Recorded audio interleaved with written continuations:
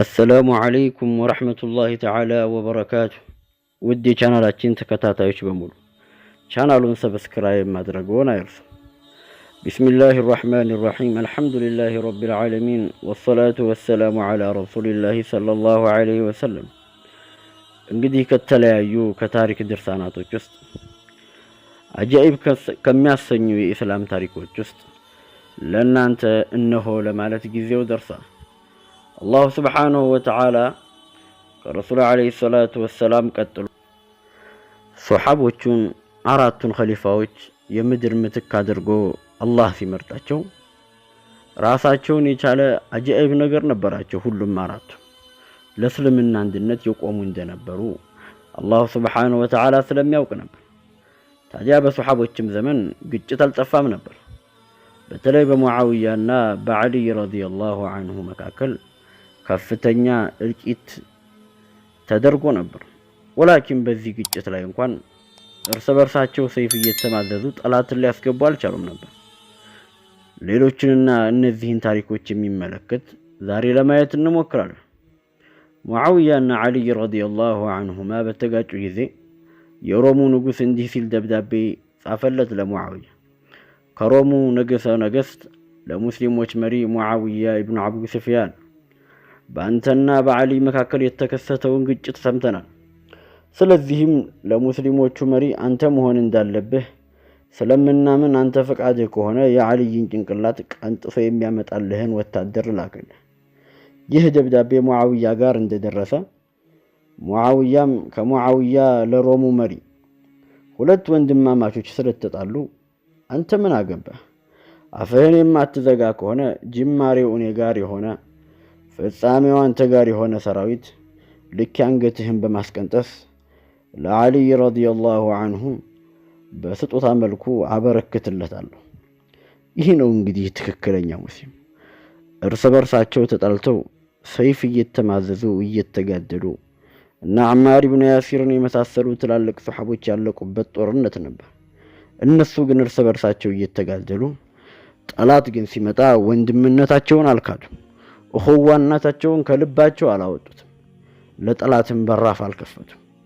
ዛሬኛ ባለንበት ዓለም በትንሽ ልዩነቶች በተራ ልዩነቶች ከተለያየን ለጠላቶቻችን የወንድሞቻችንን አይብ የወንድሞቻችንን ገንዘብና የወንድሞቻችንን ደም እንሰጣለን።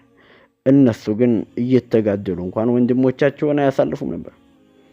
በሌላ ታሪክም ኻሊድ ኢብኑ ወሊድ ለፐርሺያው ንጉሠ ነገሥት እንዲህ ሲል ነበር ደብዳቤ ጻፈለት። ሰላም ትድናለህ፣ እምቢ ያልክ እንደሆነ ግን እናንተ ህይወትን የምትወዱትን ያክል ሞትን የሚወዱ ሰራዊቶች ይዤልህ እመጣለሁ። ንጉሥ ይህን ደብዳቤ ካነበበ በኋላ የቻይናው ንጉሥ የጦር እርዳታ ሊለምነው ደብዳቤ ጻፈለት። የቻይናውም ንጉሥ እንዲህ ሲል ደብዳቤውን መልሶ ላከለት። ንጉሥ ሆይ ተራራን እንኳን ለመናድ ካሰቡ ምንም ከማያግዳቸው ወታደሮች ጋር ለመጋፈጥ አቅሙ ስለሌለኝ ጥያቄህን መፈጸም አልችልም። ሱብሃንአላህ ምን ያህል የእስልምና ኃያል እንደነበር እንግዲህ ተመልከቱ።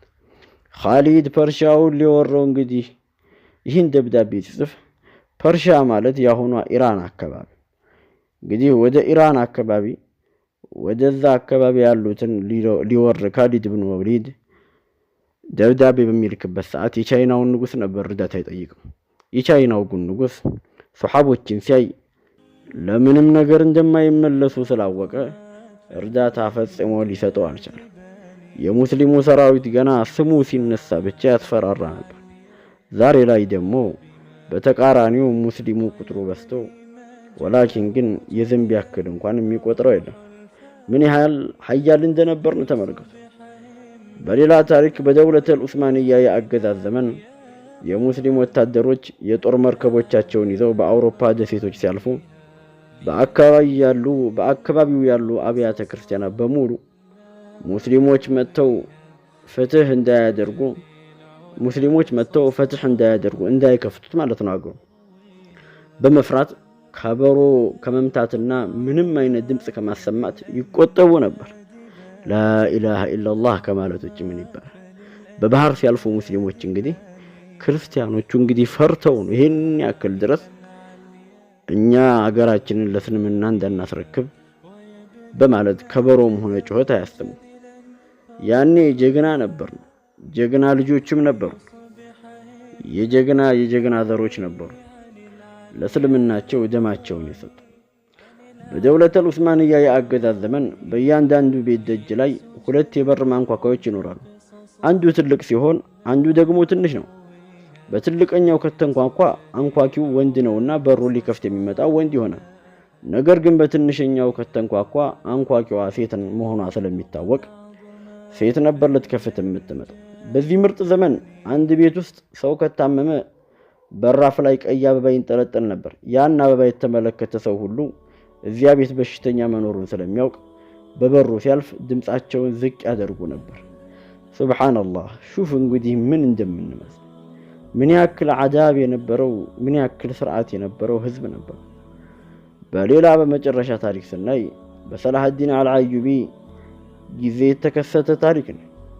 ሰላሐዲን አልአዩቢ በይተል መቅዲስን ባስመለሰበት ጊዜ ጦርነቱ ልክ እንደነገ ሊጀመር ሲል ማታ ላይ የጦር መሪው ሰላሐዲን የወታደሮችን ድንኳን እየዞረ ሲያዳምጥ ግማሹ ሌሊት ይሰግዳል፣ ሌላው ቁርአን ይቀራል፣ የተቀሩት ደግሞ ይዘክራሉ። ለነገ ጦርነት ኖሯቸው እንቅልፍ አይደለም። ለምን ፈትህ የሚገኘው ድል የሚገኘው ጥንካሬ የሚገኘው አላህ ሱብሓነሁ ወተዓላን በመያዝ ነው እንጂ በቅዋና በኃይል በመሳሪያ ለመሆኑን በደንብ ተረድተው ነበር። ግን ድንገት በሆነ ድንኳን ሰላሐዲን ሲያልፉ በድንኳን ውስጥ ያሉት ሁሉም ተኝተው ነበር። ይህን ጊዜ በዚህ ድንኳን አዳሪዎች ምክንያት ልንሸነፍ እንችላለን ብሎ ሰላሐዲን አልአዩቢ ተናገረ። ላኢላሃ ኢላላህ። እንግዲህ እነዚህ ሰዎች ስለተኙ አላህን እየለመኑ ስላልሆነ ነገ በእነዚህ ሰዎች በመተኛታቸው ምክንያት እንዳንሸነፍ ብዬ እፈራለሁ አለ ትልቁ ሰው ሰላሐዲን አልአዩቢ።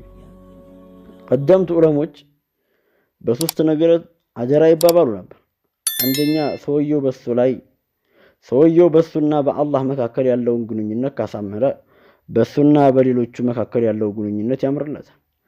ሁለተኛው ሰውየው ሚስጥራዊ ተግባሩን ካሳመረ አላህ ደግሞ ይፋዊ ተግባሩን ያሳምርለታል። ሶስተኛው ሰውየው የአኺራ ጉዳይ ካስጨነቀው አላህ የዱንያውንም የአኺራውንም ጉዳይ ያገራለታል። ሱብሃንአላህ። አላህ ሱብሓነሁ ወተዓላ የአኺራ ጉዳይ ላስጨነቀው ባሪያ ዱንያውንም አኺራውንም ያገራለታል አሉ። እኛ ዛሬ የዱንያ ጉዳይ ስላስጨነቀን አላህ ዱንያውንም አኺራውንም ዘጋብን። የአኺራ ጉዳይ ግን የሚያስጨንቃቸው ባሪያዎች ከሆኑ ዱንያቸውንም አኺራቸውንም ከሚከፈቱት ሰዎች አላህ ያድርገን። ይህ ነበር የእስልምና ትውልድ። ይህ ነበር የትላልቆቹ የደጋጎቹ ፈለግ። አላህ ሱብሓነሁ ወተዓላ የነሱን ፈለግ የምንከተል አላህ ያድርገን። ልባችንን በአኺራ ፍቅር፣ ልባችንም በሰይዳችን ሰለላሁ ዐለይሂ ወሰለም ፍቅር የሚቃጠል አላህ ያድርገን። የነሱን መንገድ ይዘው የነሱን መንገድ ከሚያስቀጥሉት ውስጥ አላህ ያድርገን።